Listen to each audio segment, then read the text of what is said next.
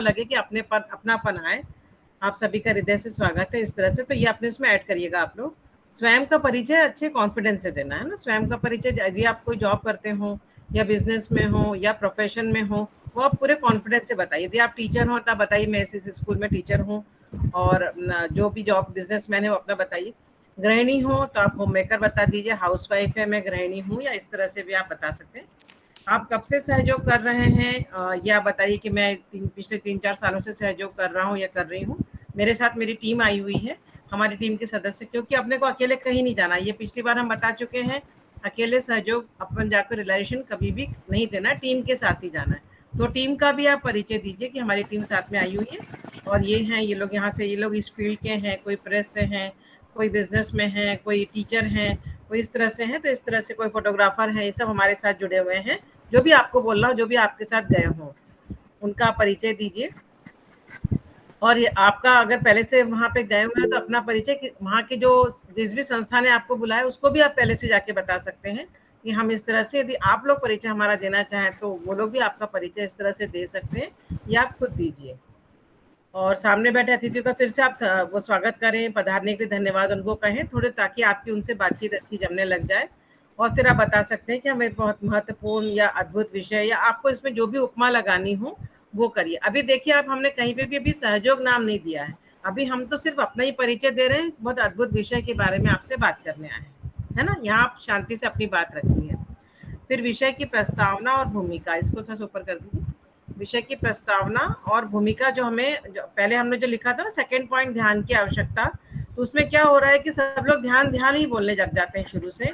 पहले तो ये बताइए कि अभी आप जो विषय लेकर के आए उसकी भूमिका क्या है, क्या चाहते हैं आप। तो अब सब तरफ जैसे तरक्की हो गई है, तो आप उसके बारे में भी शुरू बताइए कि फिर भी अपने को मन में शांति नहीं है, उस तरह से कर सकते हैं, क्योंकि तनाव है चारों ओर। तो तनाव की, फिर आप तनाव के लिए अलग से कुछ रटने की जरूरत नहीं है। आप खुद ही देखते हैं अपने घर में क्या स्थिति रहती है। बाहर से अपन बाहर जाते हैं, जैसे ट्रैफिक में उलझ रहे हैं, फिर अपन घर में छोटे बच्चों को देखते हैं तो उनमें भी तनाव है, पढ़ाई का है।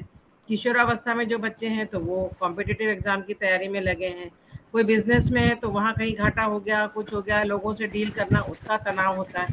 यानी सब जगह तनाव व्याप्त है। आप अपनी भाषा में बोलिए, तो मैंने एक एग्जाम्पल दिया, आप अपनी भाषा में तनाव को एक्सप्लेन कर सकते हैं, और रटने की बजाय आपके साथ जो घटना आसपास घटित होती है उसको अपने सुंदर शब्दों में बता सकते हैं। फिर जीवन में वर्क लाइफ बैलेंस भी आप बता सकते हैं, पॉइंट वो भी ले सकते हैं कि हमारे जीवन में संतुलन नहीं आता, घर में बाहर सब जगह हम कैसे संतुलन में आए। थोड़ा सा लोगों के साथ ऐसे बातचीत तरह से करिए कि जो लगे उनको कि हमारी बात कर रहे हैं। मशीनी युग में सबको, ये मैंने आपको एग्जांपल दिया ऑब्लिक में है, मतलब कि ये भी कर सकते हैं, या इस तरह से कर सकते हैं, या ऐसा कर सकते हैं। ये मशीनी युग है, सब चीजें मशीनों से चल रही, सब यंत्रवत हो गए, हम लोग भी यंत्रवत हो गए। हमारा हार्ट भी यंत्र की भांति चल रहा है, मस्तिष्क भी यंत्र की भांति चल रहा है, सब तरफ उस तरह से कोई मैकेनाइज। इसका हमारे समाज पे भी असर गिरा है, बच्चों के व्यवहार में हम देख रहे हैं कि किस तरह से उसका असर आ गया है। फिर भी कई जो उन्नत देश है उनमें भी आत्महत्या हो रही है, डिप्रेशन है, लड़ाई झगड़े, ये सब क्यों है, हम लोग क्या किस तरफ जा रहे हैं। फिर आप बच्चों को भी आगे बता सकते हैं। अगर आप बच्चों के ग्रुप में गए हैं तो वहाँ बच्चों की सफलता का मंत्र है ये, इस तरह से अगर उनके अंदर संतुलन रहेगा तो उस तरह से आप ला सकते हैं।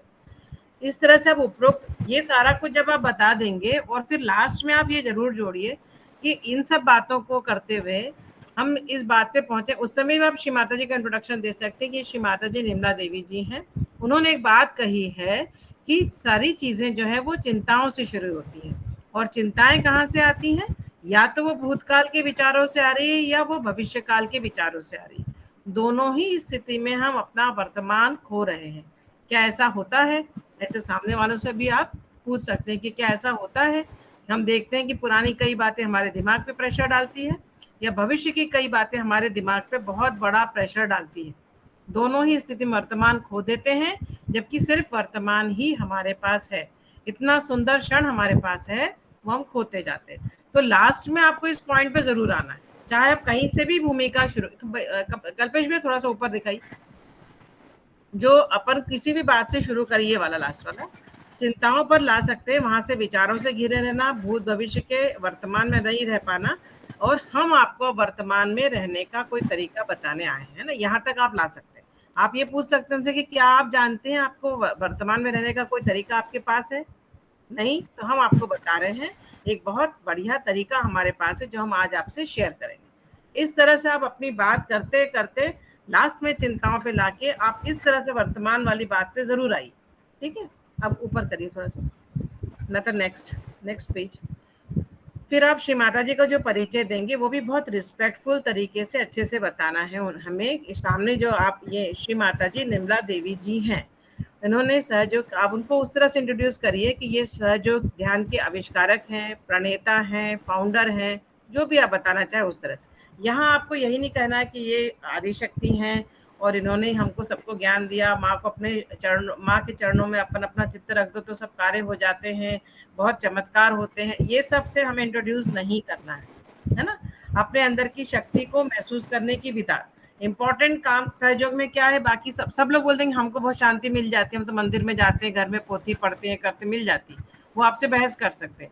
आपको बताना पड़ेगा कि हमारे अंदर की शक्ति, जो परमात्मा की शक्ति हमारे अंदर है, उसी को हम महसूस करते हैं, जो तरीका हमें श्री माता जी ने बताया है, जिसे आत्म साक्षात्कार बोला गया है, और उन्होंने ही पूरे विश्व को इसका ज्ञान दिया था, और ये पूर्णतः वैज्ञानिक है। आज साइंस का युग है, श्री माता जी ने साइंस के पूरा साइंटिफिक तरीके से और मेडिकल साइंस से जोड़ करके इस पूरी सारी स्थिति को बताया है, जो हम यहाँ उस बात की अनुभूति करते हैं। हमारे ही शास्त्रों में बरसों से सारा कुछ ज्ञान था, उसको उन्होंने आज के इस मॉडर्न ज़माने में कैसे हम सुबह-शाम अपने आप को पा सकते हैं, ये तरीका उन्होंने बताया, और इस उनकी खोज को पूरे विश्व में सराहा गया, बहुत सारे उन्हें अवार्ड्स मिले। फलस्वरूप आज विश्व के 120 से ज़्यादा, या जितने भी आपको रहे ध्यान उस तरह से बोलिए, कि वहाँ के लोग अभी सहयोग प्रैक्टिस कर रहे हैं। नेक्स्ट पेज है।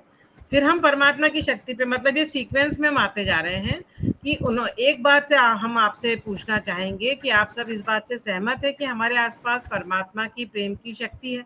अधिकतर लोग सिर हिला देते हैं कि हाँ है। यदि कोई थोड़े से अचंभे में रहते तो उन्हें आप एग्जाम्पल दे सकते हैं, नहीं तो जरूरी नहीं है। यदि एग्री हो गए सब लोग तो ठीक है, आगे बढ़िए। या फिर आप कह सकते हैं कि हम पृथ्वी में बीज डालते हैं तो पौधा उगता है, सूर्य है, चंद्रमा है, हवाएं हैं, ऋतुएं हैं, ये सब कैसे होती हैं, कहाँ से आती हैं? कोई तो शक्ति इनको चला रही है, वही शक्ति हमारे अंदर स्थित है। हमें यही बोलना है कि हमारे रीढ़ की अंतिम छोर पर यह शक्ति स्थित है, और यह शक्ति हमारे साथ ही जन्म लेती है, जिसे सहज, सहज नाम भी इसी से आया है, सह प्लस ज, हमारे साथ में जन्मी हुई। अभी हमने यहाँ कहीं भी नहीं बोला कि तालू भाग नरम था, वहां से अंदर ही शक्ति गई और मदर माँ के गर्भ में रहते हैं, सब हमें पता है, बोलना है, लेकिन अभी नहीं। हम उसको आगे आगे बताते जाएंगे, आगे की क्लास में जैसे जैसे हम फॉलो अप करेंगे। अभी आप सिर्फ इतना ही बताइए कि हमारे साथ में जन्मे, और इसी को आप थोड़ा सा और आगे ऐड इसमें करना चाहें तो कर सकते हैं। मुख्य ये पॉइंट उसमें आ जाना चाहिए। और ये चित्र जो आप देख रहे हैं, ये सूक्ष्म तंत्र का चित्र है। ये आपने देखा हुआ होगा, शास्त्रों में, ग्रंथों में देखा होगा, आयुर्वेद की बुक में देखा होगा, किताबों में देखा होगा। यही चित्र को श्री माता जी ने बहुत सुंदर तरीके से एक्सप्लेन किया है कि यह सूक्ष्म तंत्र हम सबके अंदर रहता है। जो हम ये शरीर देख रहे हैं, स्थूल शरीर है, उसके साथ ही सूक्ष्म तंत्र हम सबके अंदर रहता है। अब यहाँ पे आप पॉइंट लिख दीजिए कि इसका जाति, धर्म, छोटा बड़ा, देश, इस देश के हों, किसी भी देश के हों, अमीर हों, गरीब हों, इससे कोई लेना देना नहीं। हर व्यक्ति के अंदर यह सूक्ष्म तंत्र रहता है। अभी हमको यहाँ पे कुछ भी, और इसके अंदर स्थित ये शक्ति, इसके अंतिम छोर पर 3.5 कुंडल के रूप में परमात्मा की शक्ति रहती है, जिसे कुंडलिनी शक्ति बोला जाता है। यह जन्म से हमारे साथ है, ये सुप्तावस्था में रहती है। श्री माता जी ने जो तरीका बताया उसे इससे जागृत किया जा सकता है, और जब ये जागृत होती है तो उसका योग घटित होता है, उसे ही शास्त्र में योग बोला है, और तब हमें अपने हाथों पर अनुभूति होती है। अब हम यहाँ कहीं भी अभी नहीं बता रहे हैं कि ये शक्ति ऐसे ऊपर उठेगी, तालू को छेद के बाहर आएगी, फिर इस तरह से होगा, या कब इसने प्रवेश किया था और कब जाके ये हो गई, कब क्या हुआ। इसमें क्या कई बार बहुत कंफ्यूजन हो जाता है। सामने अगर कोई बुद्धिजीवी वर्ग बैठा है तो वो आपको क्रॉस चेक कर सकता है कि ये क्या बता रहे हैं और क्या है। या कई बार मोनोटोनस हो जाता है तो वो अपन बोलते जाते हैं, सामने लगता है पता नहीं क्या बताने आए, बताएं चले जाएं, वो उसको उस ढंग से ले लेते हैं। पर अपने को अपने टॉपिक को इंटरेस्टिंग बनाना पड़ेगा कि सामने वाले के मन में कौतूहल जागृत रहे कि ये कुछ बता रहे हैं और वो हमें पता नहीं है और हमें इसका पता लगना चाहिए। तो इस तरह से करें। इसे आत्म साक्षात्कार बोला है। तो क्या आप अनुभूति करना चाहेंगे? मतलब ये अनुभूति वाले पार्ट को आप लोग थोड़ा सा और ऐड करिएगा। हमने अभी पॉइंट्स बताए, केवल एग्जैक्टली सेम सेम नहीं कि बस इतना ही बोलना है, आप उसको थोड़ा सा एलेबरेट कर सकते हैं। ये पॉइंट्स उनमें आ जाना चाहिए। तो यहाँ तक अपना इंट्रोडक्शन होता है, ये 5 से 7 मिनट में हो जाता है। इसमें किसी को कुछ पूछना हो तो पूछ लीजिए। जय श्री माता जी, अभी जो बेंजी ने बताया आपको 5 बिंदु, इनके ऊपर कोई चीज पूछना हो, कुछ ऐड करना हो, या आप कुछ चाहते हैं तो आप प्लीज बोलें। अपना वीडियो भी सभी लोग ऑन कर लें और बोलते समय ऑडियो ऑन कर लें। आप सब लोग इस मंच के ऊपर हैं तो आप वीडियो ऑन करें, और जो अभी बेंजी ने अभी पूरा बताया